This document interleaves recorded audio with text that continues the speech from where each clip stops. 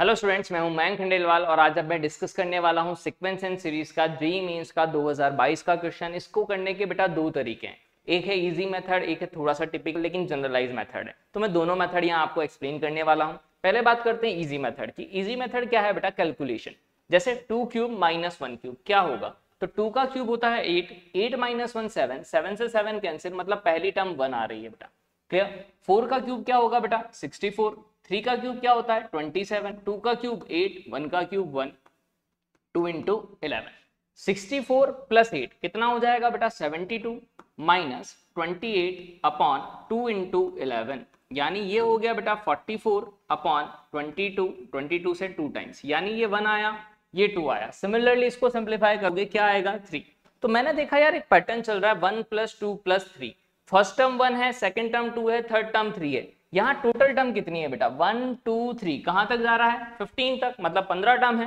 तो last term क्या आ जाएगी बेटा? 15। अब इनका सम निकालना है, या तो एपी वाला फॉर्मूला लगा लो या 1 से लेके n का सम क्या होता था बेटा?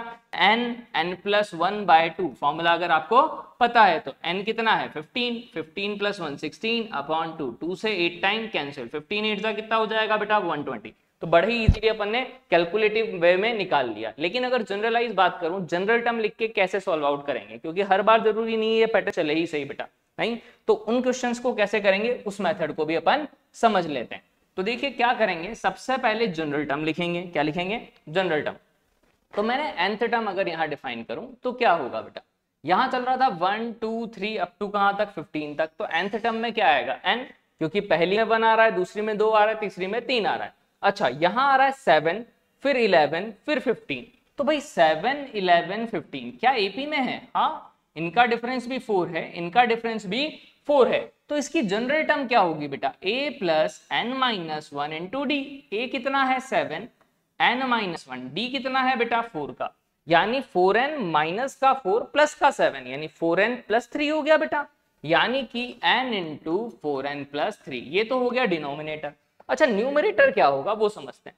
पहली टर्म में आया 2 क्यूब माइनस 1 क्यूब, दूसरी टर्म में आया 4 cube minus 3 cube and so on, फिर 3 में आया 6 का क्यूब। यानी अगर ध्यान से देखो ये 2 इंटू 1 का क्यूब, 2 इंटू 2 का क्यूब, 2 इंटू 6 का क्यूब। तो nth टर्म में क्या आएगा? 2n का होल क्यूब पहली टर्म। फिर क्या हो रहा है बेटा? 1 तक जा रही, सॉरी, फिर कहां तक जा रही है बेटा? 1 तक जा रही है टर्म। तो यानी क्या करूं? 2n का क्यूब है, माइनस क्या करूंगा? एक टर्म कम करी, 2n माइनस 1 का क्यूब। साइन अल्टरनेट चल रहे हैं, प्लस फिर माइनस फिर प्लस फिर माइनस फिर प्लस, 2n माइनस 2 का whole cube and so on. कहां तक जाएगा बेटा? 1 क्यूब तक। तो प्लस का 2 क्यूब माइनस का 1 क्यूब। ये अपने पास क्या आ चुकी है? General term.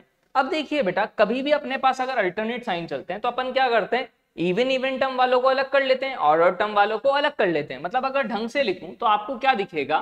2 का क्यूब, फिर 4 का क्यूब इवन इवन वाली टर्म, और 2n का होल क्यूब। माइनस कॉमन ले लो तो 1 क्यूब दिखेगा, फिर 3 क्यूब दिखेगा, अप टू 2n माइनस 1 का whole cube odd odd term का, अपॉन क्या बेटा? n into 4n plus 3। ये जनरलाइज टर्म अपने पास आ रही है। अब इसको सिंप्लीफाई कर लेते हैं। कैसे बेटा? इसको अगर शॉर्ट में लिखना चाहूं तो क्या लिख सकता हूं? 2 इंटू आर का होल क्यूब। बोलो, आर की जगह 1 डालोगे 2 आएगा, आर की जगह 2 डालोगे 4 आएगा, n डालोगे तो क्या आएगा? 2n। Got it? इसी तरह इसको लिखना चाहें तो क्या लिख दें? Summation of general term 2r minus 1 का होल क्यूब, जो n है उसकी जगह r, r 1 से कहां तक है? n तक, अपॉन n 4n प्लस 3। अब इसको सिंप्लीफाई कर लेते हैं। 2 का क्यूब कितना होगा बेटा? 8, तो 8r cube, r equal to 1 से n तक, माइनस a माइनस b का क्यूब क्या होता है बेटा?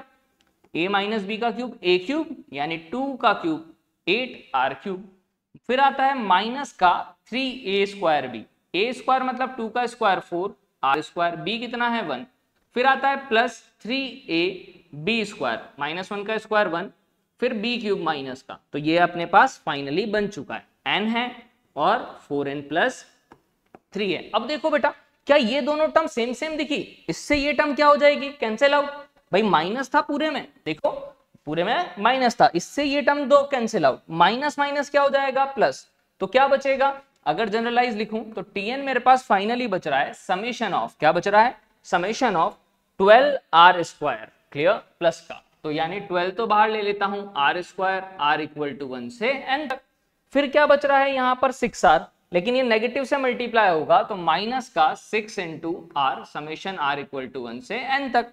फिर क्या होगा बेटा अपने पास 1 का क्यूब है, नहीं इंटू माइनस है तो माइनस माइनस प्लस, यानी समेशन ऑफ 1 का क्यूब। इसमें कोई दिक्कत होनी ही नहीं चाहिए। तो यहां तक अपने पास बन चुकी है टर्मिनोलॉजी। अब देखिए बेटा क्या होगा, अपॉन क्या है n है और 4n प्लस का 3 है as it is. Summation of r square क्या होता था बेटा, 1 से लेके n का सम, n plus 1 2n plus 1 by 6, clear. Minus 6 क्या लिखेंगे, n प्लस 1 बाय 2, यही होता है समेशन ऑफ आर बेटा। 1 क्यूब 1 ही होता है, समेशन ऑफ अगर 1 है बेटा 1 से लेके n तक, तो 1 रखने पे भी 1 आएगा, 2 रखने पे भी 1 आएगा, n रखने पे भी 1 आएगा, मतलब समेशन ऑफ 1 क्या होता है बेटा n, got it, upon n और 4n प्लस 3। 6 से ये 2 टाइम कैंसिल बेटा, 2 से ये 3 टाइम कैंसिल, क्लियर। सब में क्या n कॉमन आ रहा है, हाँ सर बिल्कुल कॉमन आ रहा है, तो n कॉमन ले लेते हैं। यहां क्या बचेगा 2 into this 2n square plus 2n plus n, यानी प्लस 3n प्लस का 1, माइनस का n तो कॉमन ले लिया तो 3n माइनस का 3 प्लस का 1 upon n into 4n plus 3। अब जैसे इसको सिंप्लीफाई करेंगे अपना आंसर बनेगा, कैसे बनेगा समझिए, ये 2 इंटू 2n स्क्वायर, नहीं 2 इंटू 2n स्क्वायर कितना हो जाएगा बेटा 4n स्क्वायर, n से n तो कट गया है ना, फिर 2 3 जा 6n प्लस का 2 माइनस का 3n माइनस का 2, माइनस 3 प्लस 1 माइनस 2, माइनस 2 से प्लस 2 कैंसिल, अपॉन यहां बच रहा है 4n प्लस 3। अब देखो ये 6n माइनस 3n 3n हो गया, यानी 4n square plus 3n upon 4n plus का 3। दोनों में n कॉमन ले लें तो 4n प्लस 3 ऊपर भी 4n प्लस 3 नीचे भी, क्या हो जाएगा कैंसिल आउट, क्या बचा n, मतलब nth टर्म इसकी क्या आ गई बेटा n आ गई। तो अब तो क्या है अपन को सम निकालना है, कितनी टर्म है 15 टर्म, तो वापस से वही सम निकालना है, तो 1 प्लस 2 प्लस 3 अप टू 15, यानी 15 इंटू 16 बाय 2, यानी 120 अपना आंसर आ गया। तो देखिए दोनों ही मेथड यूजफुल हैं, क्यों, क्योंकि पहला मेथड है कैलकुलेशन से अगर बन रहा है तो बहुत ही अच्छी बात है, नहीं बन रहा है तो जनरल टर्म का यूज करके अपन को बनाना पड़ेगा बेटा, क्लियर।